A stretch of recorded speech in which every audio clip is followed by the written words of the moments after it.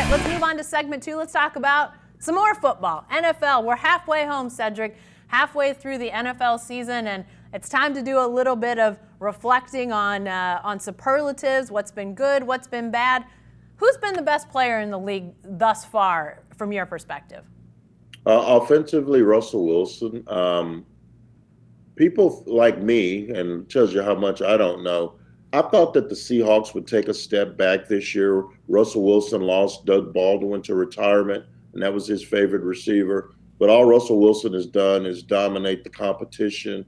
22 touchdowns, just 1 interception. I give him the slight edge over Christian McCaffrey, who's having a great season with Carolina. I put Russ as the MVP because Christian McCaffrey's team's not playing as well overall, and Russ has the Seattle Seahawks at a 7-2 record, so he gets the edge for me. Defensively, I would go with Nick Bosa for the 49ers.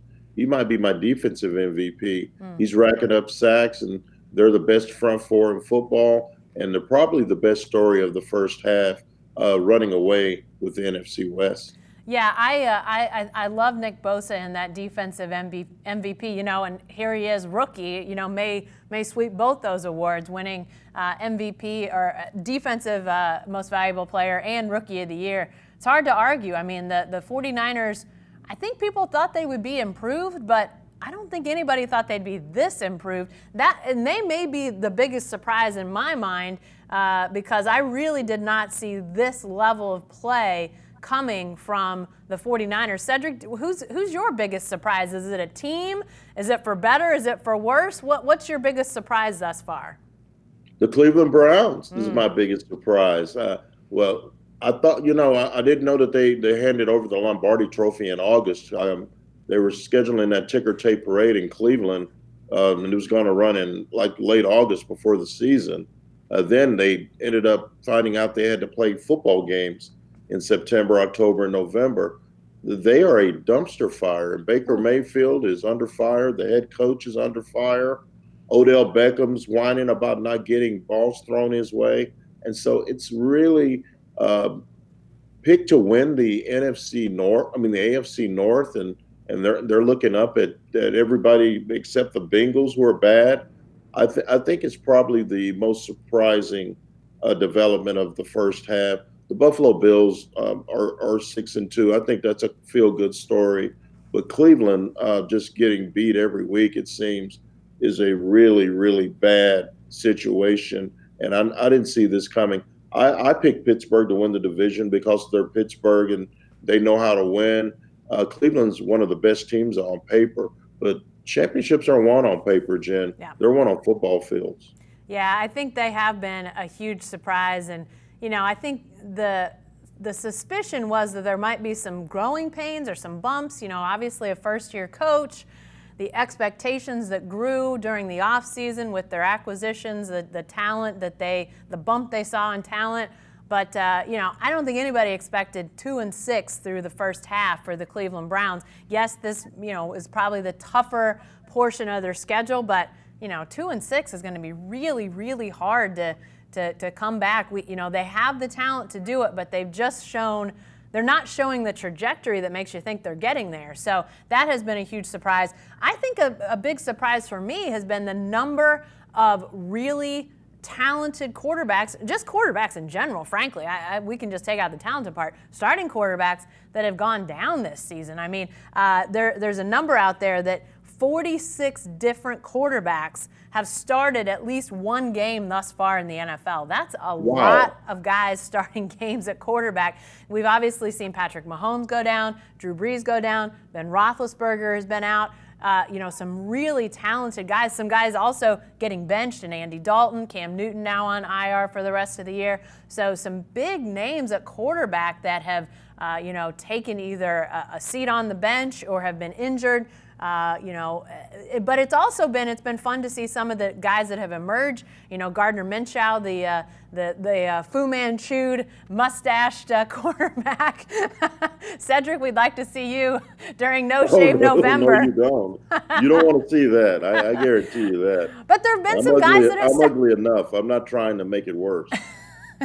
But, guys like Minshew and Teddy Bridgewater, they've stepped up and been, when you talk about surprises, we maybe didn't see them coming. Lamar Jackson having a breakout year. So there's been some pleasant surprises, too. That comes to mind. I wonder, you were talking about the problems with the Browns and, some other teams maybe falling below expectations. Is there a coach, Cedric, you feel like that might be on the hottest seat at this point? We heard Chance fire Adam Gase, the coach for the Jets. I mean, who's maybe most likely to get the axe next in the NFL? Dan Quinn for Atlanta. He's gone. Boy, I don't know what they're going to do with Freddie Kitchens in Cleveland, but he needs to go too. But Dan Quinn, they never got over leading 28-3 in the Super Bowl and not getting it done in Houston against the Patriots. And they haven't been the same since. And I think that team has quit on Dan Quinn. Matty Ice is hurt. And it's time for a change. I know Arthur Blank loves them. They're good friends. But the product that they're putting on the field right now is below poor. And they got that spanking brand new stadium in Atlanta that's hosting a Super Bowl. They're going to have to make some changes on that coaching staff. And Dan Quinn's going to be the first to go. I think Freddie Kitchens will probably be after him, but Dan Quinn for sure in Atlanta. Yeah, and that's been a surprise. You talk about teams you thought would be pretty good, and Atlanta, maybe not a lot of hubbub about them, but you thought, well, they'll be in the mix, they'll be right there.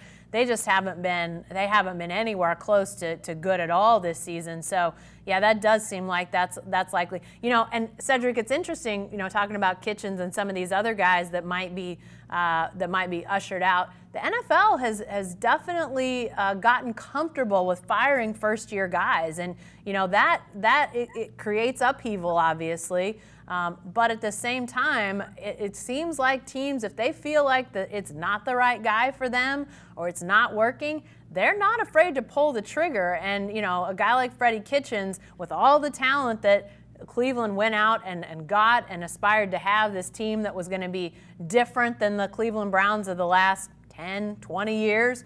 And here they sit again with disappointment. I got to think that's not sitting well as they're writing big checks to Odell Beckham and all these other guys. So I would expect that would be a definite change in the offseason. But lots of coaches that we could see go. I think one that a lot of people in our neck of the woods are curious about is always Dallas. How long's Jerry Jones going to stay the course there?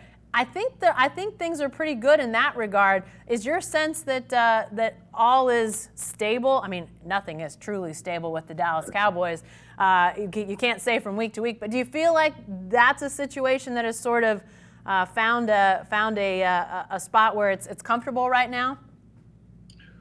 I think so. It depends on Jerry, and I think he's waiting to see if Jason Garrett can win 2 playoff games and get them to an NFC championship game. If so, Jason Garrett will get extended. But if they just do the same old, either lose their first one or win one and lose one, then Jason Garrett's probably going to be gone. This team is ready to play in a Super Bowl. Elite I guess he's an elite quarterback. He's a top 10, top 15 quarterback. Elite running back, elite offensive line, really good defense. Elite receiver one in Amari Cooper. So a good kicking game. So they have the pieces in place to make a move. They have to make a move now because you can't just assume. It's not like we were growing up when we knew that everybody would be in the 10 years with the same team, Jen. People move. Free agency has changed that game. So this particular nucleus, this particular team is built for a Super Bowl. And if Jason Garrett doesn't at least get them to the NFC Championship game, he's going to be gone. And I bet Lincoln Riley's phone's going to be ringing. Yeah, and that's, as I said, not only interest around our neck of the woods because of the Cowboys being such a fan favorite around here, but clearly is Lincoln Riley, the Oklahoma coach, first on the list. If Jason Garrett's gone, I have to think he's going to get a call. I don't think there's any doubt about that. What happens then, I have no idea. But I definitely think his star just continues to rise as different players keep coming in to play quarterback in his system, and yet Oklahoma just keeps winning just keeps rolling up points and yards. It's hard to ignore that. Even if Jerry Jones' team was far, far away, I think he'd still be taking notice of Lincoln Riley. But since he's just down the road, I have to think that's an obvious thing for him. So we'll see how that goes.